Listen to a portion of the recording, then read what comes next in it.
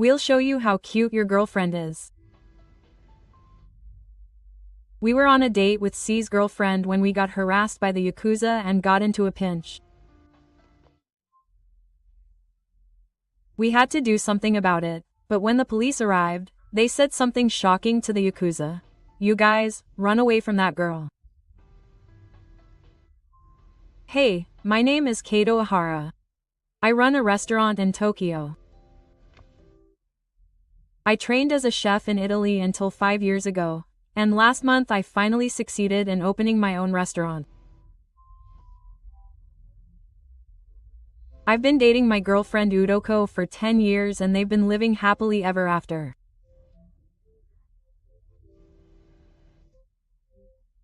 Ko works as a flight attendant, and they've had such a busy life that they've only been able to spend anniversaries like this a few times in the last 10 years.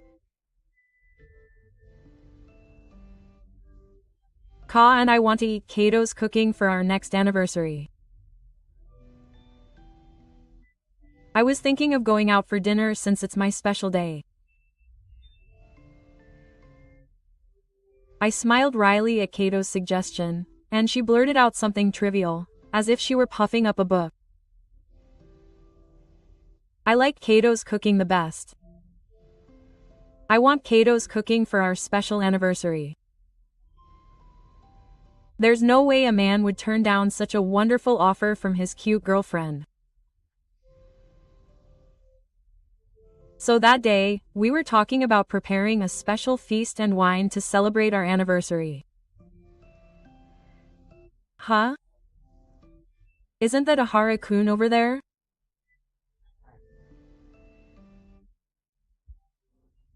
A man with a hint of aura about him, clearly not an enemy, approached me. Excuse me, but who are you? I immediately pushed Kyoko to my side and stood in front of the dangerous-looking man to protect her. Then the man laughed awkwardly, deliberately peeked over my shoulder, and even started talking to me in the teacher's office. What's wrong? Have you already forgotten? It's Ogasawara, the man I met in high school. Ogasawara. The moment I heard that name, Kyoko and I were reminded of the nightmarish days in our minds.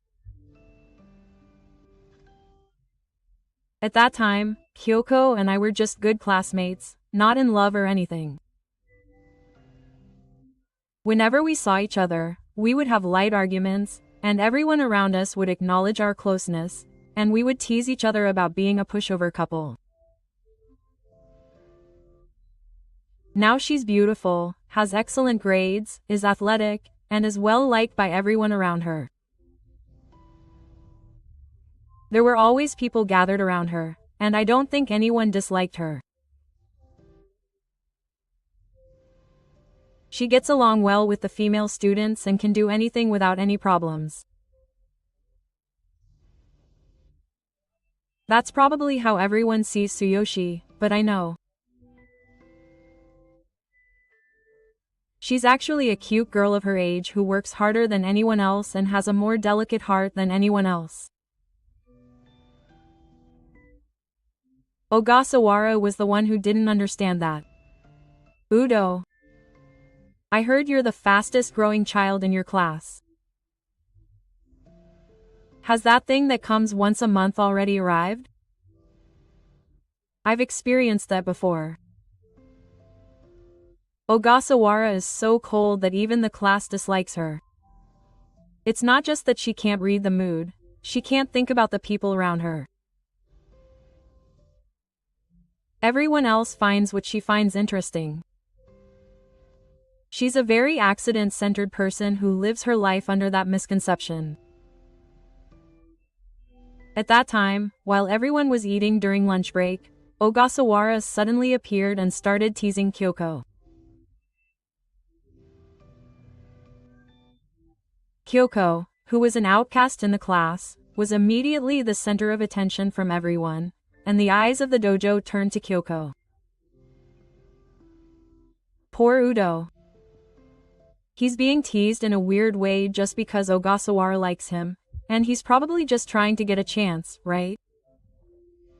There's no way he'll pay any attention to him. Hey, what are you going to do about that? Everyone probably wanted to avoid Ogasawara as much as possible. Even when Kyoko looked like she was having a hard time, they pretended not to see it and only whispered things behind her back. That traumatized Kyoko, and she became a shy person for a while. Since the trauma was caused by a man, she still can't shake her dislike for men. Hey, what are you doing asking such a creepy question out of the blue? We're eating. Can't you guys talk about that kind of thing among the boys? Shut up. I'm talking to Udo, not you guys. Don't butt in. Udo was rude, and Ogasawara, who acted like a, regardless of whether he was a girl or not, wasn't well liked by the boys either. Hey, stop it. Everyone hates it.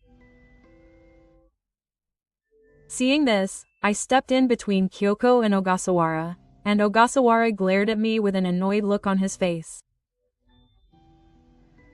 What's wrong with you, to a poor person? You're trying to fight me, a shy guy like you? At the time, my family was living in poverty.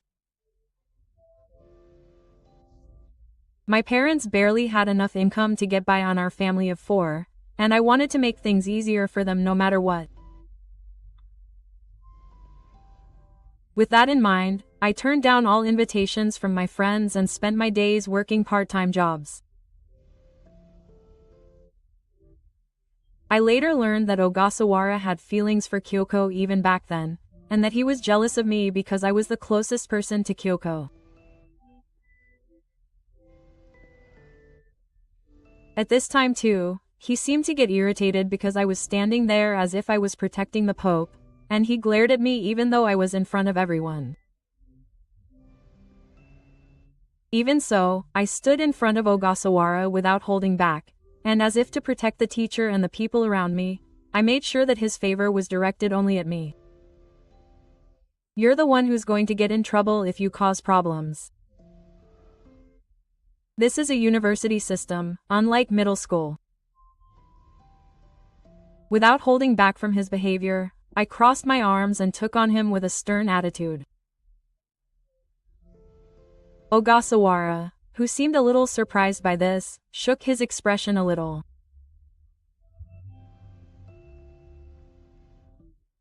A teacher who heard the commotion stopped the interaction between me and him, but from that day on, Ogasawara returned the harassing to me, and not only began spreading baseless rumors, but also started harassing the teacher's daughter. So you've only had sex with double-digit numbers? Seriously, what? Every time I asked him, Ogasawara would talk about things that girls would dislike, and they were disgusted. But doesn't he realize it?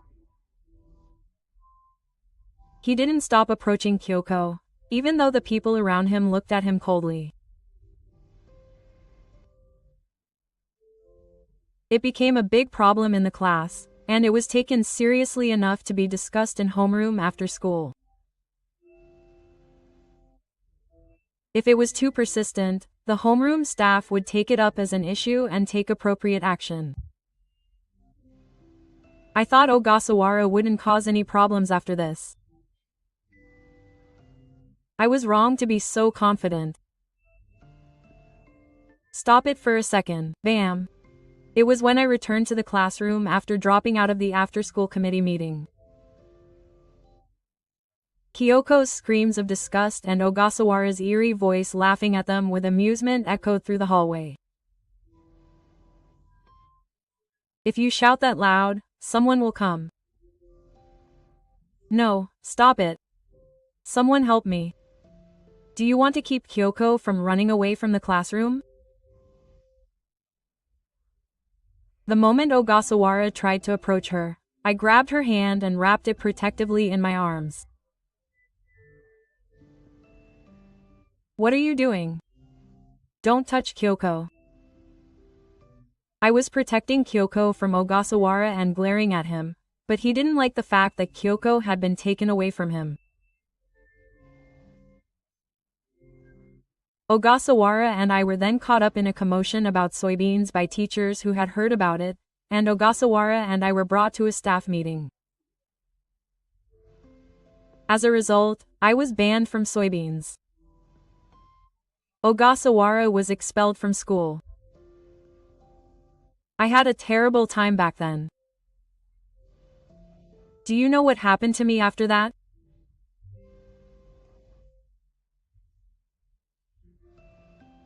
I was scolded by my parents, I was a disgrace, I was kicked out of the house, and I ended up wandering the streets at the age of 18. Ogasawara stared at me with that wicked smile on his face.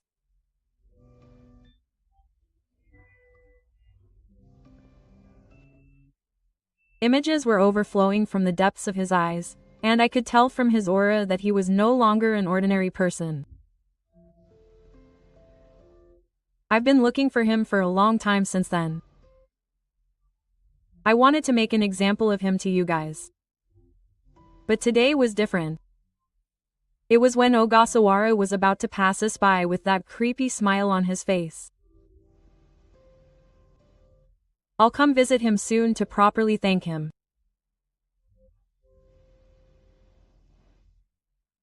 He said those meaningful words as we passed each other, and he left the place with a chuckle.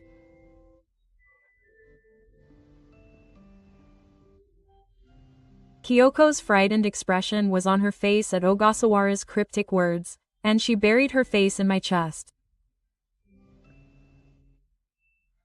In order to reassure her, I gently stroked her hair and kept telling her that everything was fine, but Ogasawara's creepy smile seemed to be stuck in her mind, and she lived in fear of Kyoko for a while.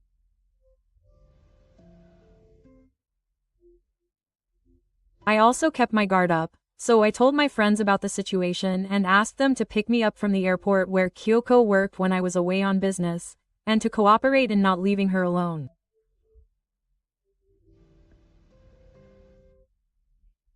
Three months passed, and Ogasawara hadn't made any moves since then. Kyoko and I had been refraining from going out as much as possible, let alone eating out, so we talked about going to an amusement park for the first time in a while. There wouldn't be any chance of her acting strangely in a crowded place. Ogasawara wouldn't do anything just because he made empty threats. That's when I started to think that. Oh, are you two going out somewhere together? I thought you were going to visit me, but I was about to leave my house to head to the nearest bus stop when I saw you.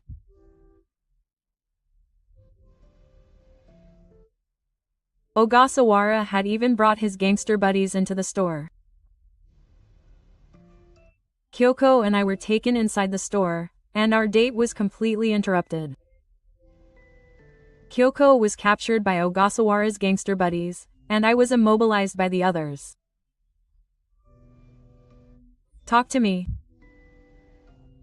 Don't worry. I won't do anything bad to you. As long as you apologize to me sincerely. Do you think you're in a superior position? Ogasawara had a relaxed smile on his face, and his gangster buddies had creepy smiles on their faces as they looked at Kyoko's body. We'll take good care of your girlfriend.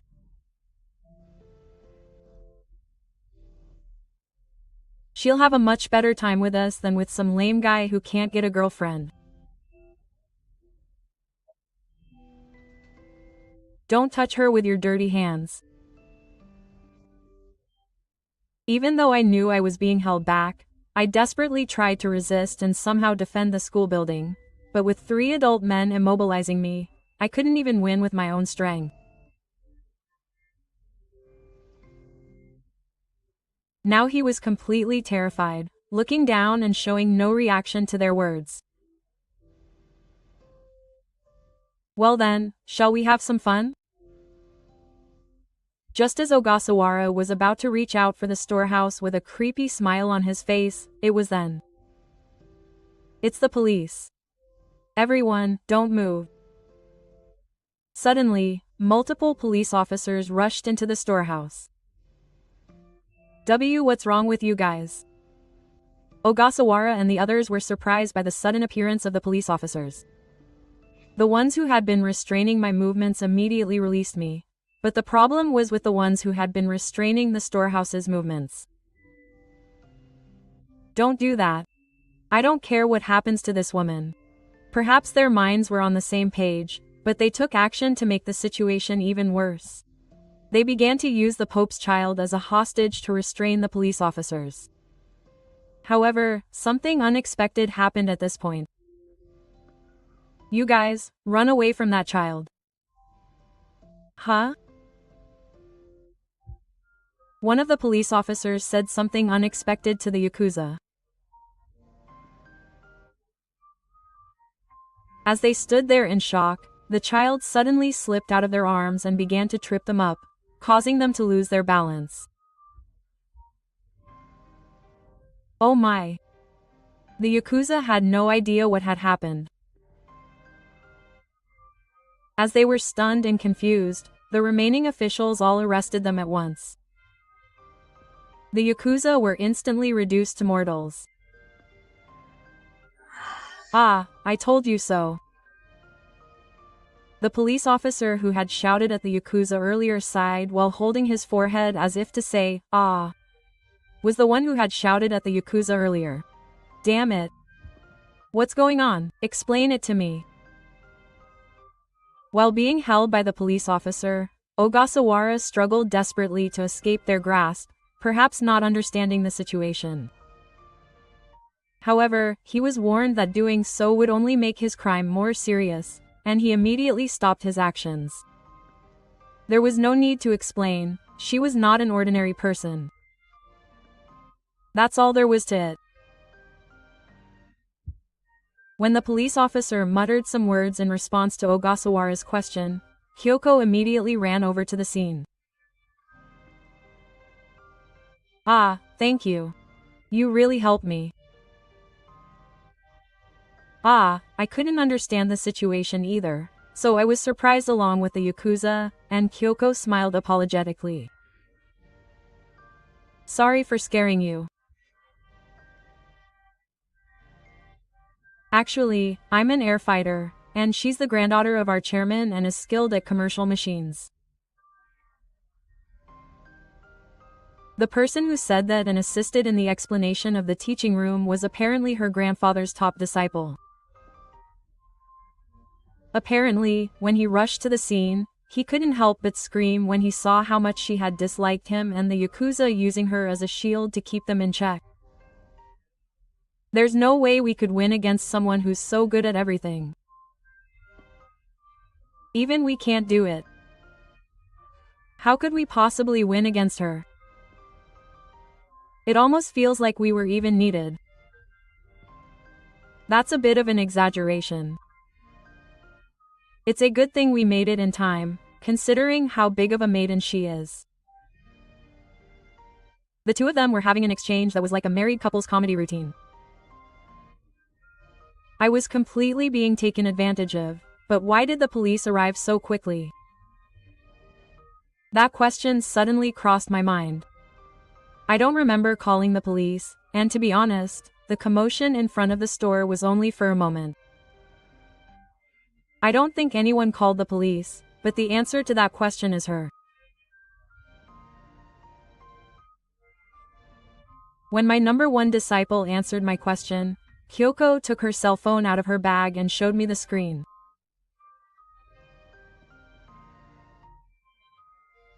I had set the shortcut key to 110. With my cell phone's GPS dialed, the operator figured out that it was an emergency call from the strange behavior on the other end of the line, so we rushed to the scene right away.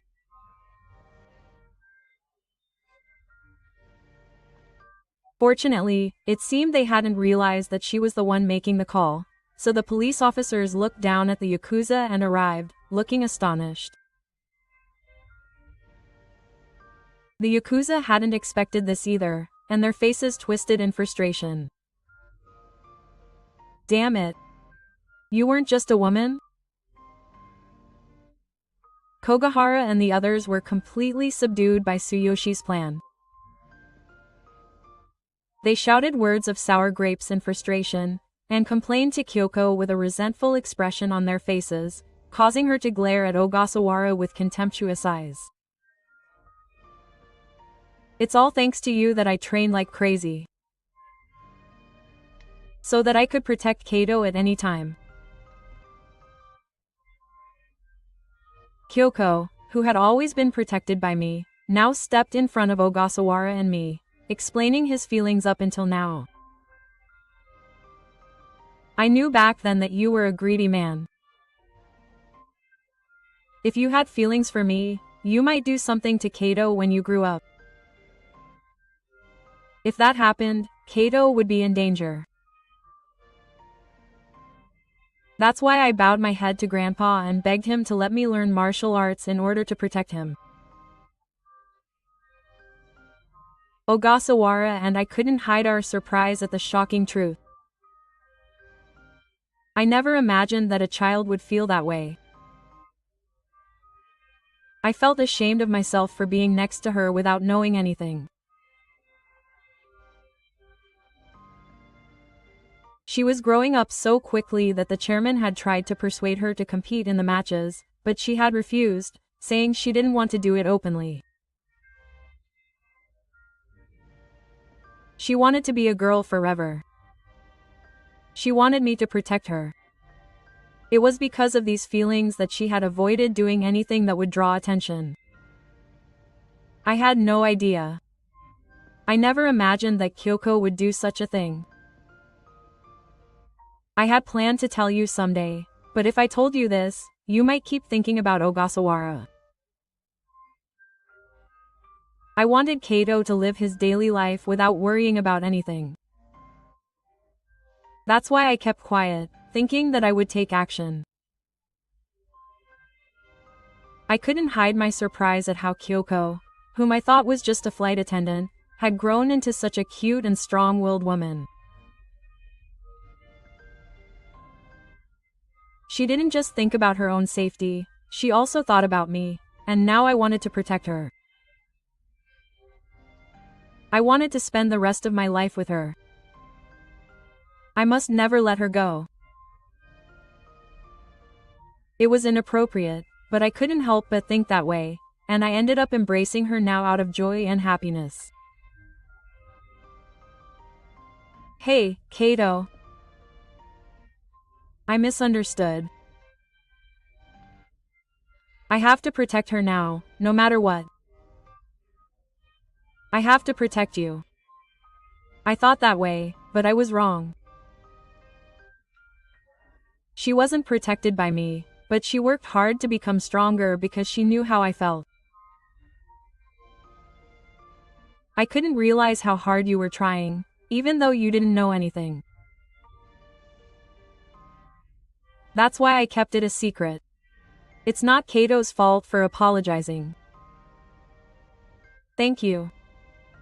She's worked so hard for me. When I honestly expressed my gratitude for her thoughtfulness and love, something inside her snapped and she began to shed big tears.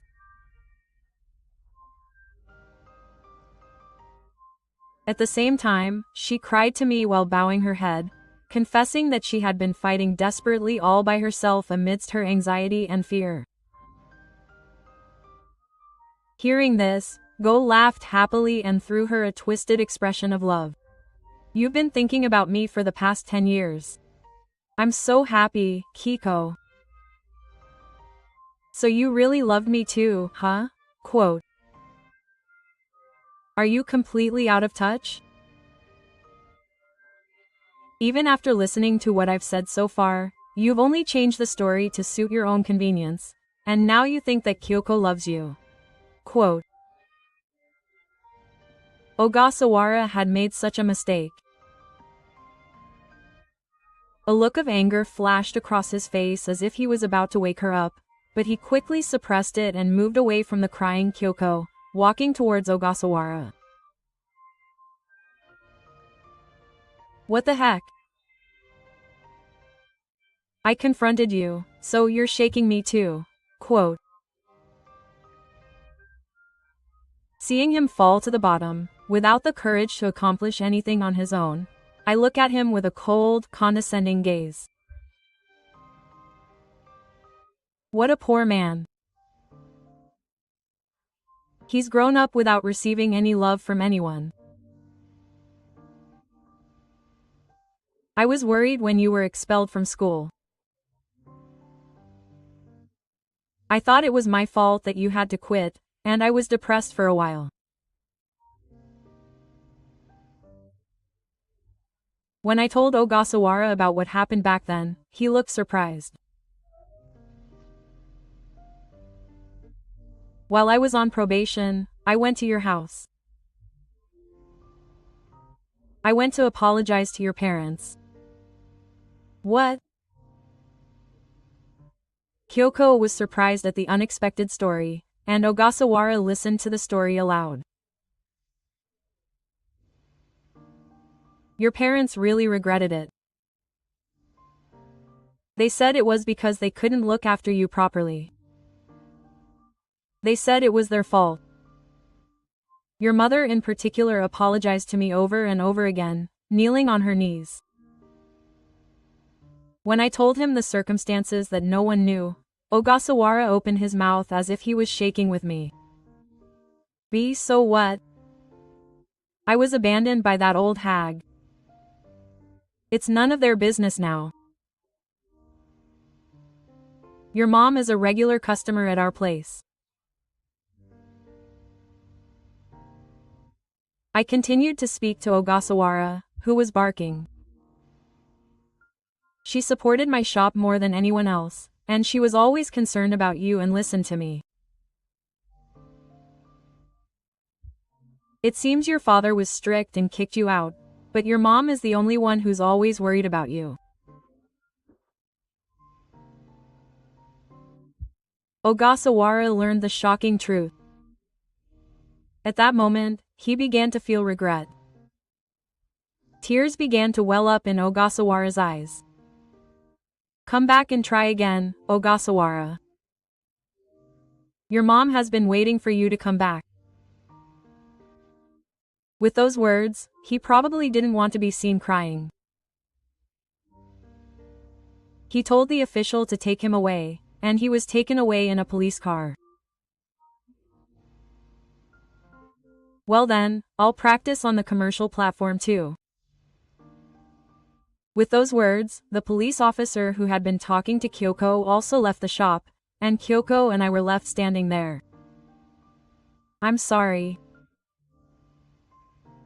As I stood there in shock, Kyoko apologized to me with a guilty look on her face.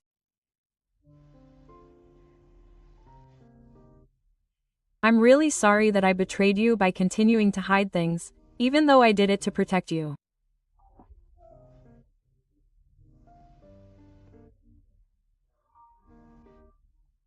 Of course, I was hurt, just as Amako said, but I was even happier, so I hugged her gently and said these words happily. You were thinking of me, weren't you? Rather, I'm the one who's sorry that I couldn't notice Kyoko's efforts. I guess I still haven't been able to see you properly. Hearing my words, Kyoko opened her eyes wide as if she was moved, and looked at me with a surprised expression. Kiko, can you tell me how much you love me? I want to protect you with Kyoko too. Kyoko and the family we'll have in the future. That means we should get married. Kiko. I want to continue living with you. It might be the worst feeling right after what happened, but I felt I had to tell you now. I wanted to cherish the feelings I had made when I swore to protect her for the rest of my life. Kyoko showed me the courage and sincerity she had shown me, so I wanted to respond to her feelings. Thank you for your help. Perhaps she understood my feelings, because this time she smiled happily and shed tears, and Kyoko and I were able to reaffirm our love for each other. And so the story seemed to settle. While Kyoko and I both worked hard at our jobs, Kyoko would teach me Aikido on her days off, and the two of us started running a dojo. She even quit her job as a flight attendant and started working at my store. She said she had no regrets because she wanted to be by Kato's side as much as possible, and we spend our busy days together from morning to night. After that, Ogasawara was safely released from prison. He never showed up at our place, but after returning to his family home to apologize, he quit the underworld and is now doing volunteer work. Ogasawara is apparently trying his best to get through his daily life in his own way. A year later, Kyoko and I got married. She was also carrying a new life in her womb. Kato, let's stay together forever. Even as grandparents, they still love Kato. The two of them cuddle in the living room, putting their hands on her stomach and sharing their happiness.